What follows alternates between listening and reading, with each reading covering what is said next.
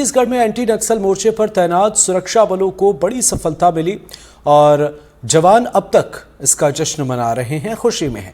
बस्तर के नारायणपुर और दंतेवाड़ा की सीमा पर सबसे बड़ा प्रहार हुआ था। इस मुठभेड़ के बाद 31 नक्सलियों के शव बरामद हुए। इस मुठभेड़ में एक महिला कमांडर भी ढेर हुई। नाम मीना नेताम, उम्र 44 साल, पद DVCM, गांव मोहंदी, जिला नारायणपुर और घोषित इनाम 8 लाख रुपए।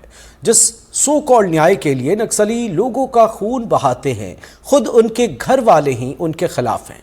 हाईकोर्ट इनामी नक्सली मीना नेताम के परिवार ने उसका शव लेने से भी इनकार कर दिया।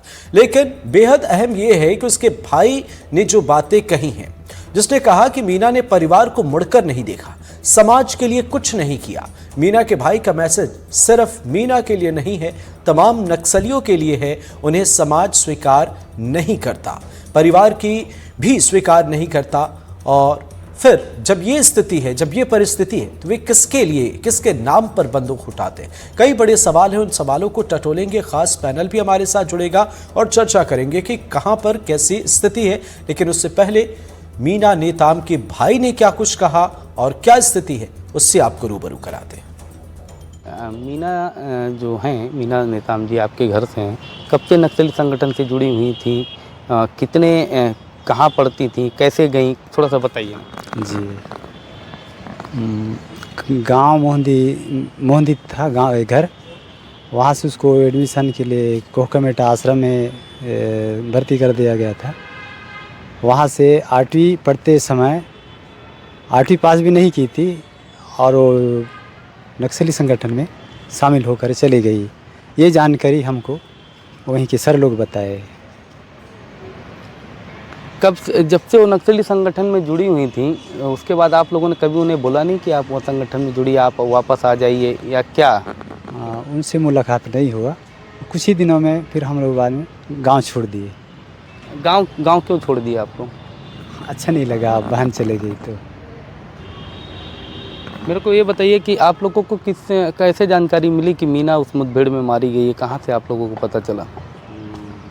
पुलिस डिपार्ट के ही कोहकमेटा अभी ड्यूटी में है। अभी भी कोहकमेटा अभी थाना बन चुका है, तो वहीं के वो सर फ़ोन करके बताए। और नारायणपुर के एक पुलिस भी आए थे घर में। जैसे भैया भी उनका टीचर हैं और उनका ड्यूटी है नारायणपुर घर है, तो वहाँ उनको बताने आए वो पुलिस वाले बताने आए। फिर थानेदार कोहकमेटा वाले थानेदार सर फिर बार बार फ़ोन करके बोले आपका बहन का जो शव मुठभेड़ ख़त्म हो गई, वो शव दंतेवाड़ा में है, उसको लेने जाओ बोल के बार बार बोलने पर हम लोग आ गए। हम लोग को जानकारी नहीं था।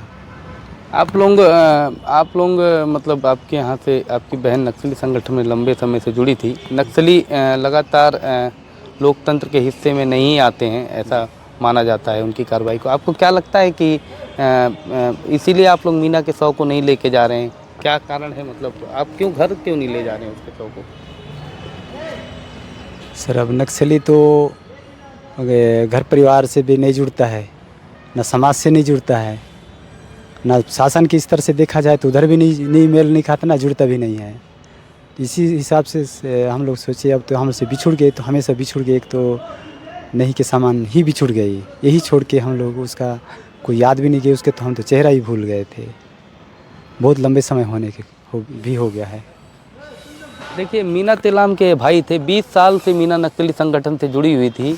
राम प्रसाद का कहना है कि मीना जब से नक्सली संगठन में जुड़ी, उसके बाद उसने पलट के ना तो घर को देखा, आज वो ना तो समाज के साथ जुड़ी है, इसलिए उसके शव को हम घर नहीं ले जाएंगे। जिसके बाद अब जिला पुलिस द्वारा मीना के शव को दंतेवाड़ा के ही शमशान घाट में उसका अंतिम संस्कार किया जाएगा। दंतेवाड़ा के ग्राउंड जीरो से पंकज सिंह भदौरिया, NDTV। तो सुना आपने मीना नेताम के भाई ने क्या कुछ कहा। अब एक बड़ा सवाल यह है कि क्या इस घटना के बाद या जो एक्शन लिए जा रहे हैं उसके बाद, या सरकार जो योजनाएं चला रही हैं, बड़े स्तर पर एक तब्दीली नजर आई है, क्या इसका असर पड़ेगा?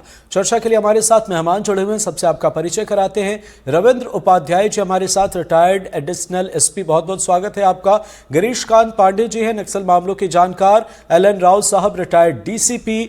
और पंकज भदौरिया हमारे सहयोगी। इसके साथ साथ मनीष गुप्ता जी, वरिष्ठ पत्रकार। आप सभी मेहमानों का बहुत बहुत स्वागत है हमारे खास कार्यक्रम में। और सबसे पहले रविंद्र उपाध्याय जी, एक सवाल हम समझना चाहते हैं। पिछले दिनों जो एक्शन हुए हैं या सरकार की जो योजनाएं चल रही हैं, या मीना नेताम के भाई के स्टेटमेंट को ही ले लीजिए, जो अभी का माहौल है, क्या इससे लगता है कि फर्क पड़ेगा, और पड़ेगा तो कितना पड़ेगा? हमारी उम्मीदों से बेहतर या उससे कम? क्या नक्सली सबक लेते हुए नजर आ रहे हैं?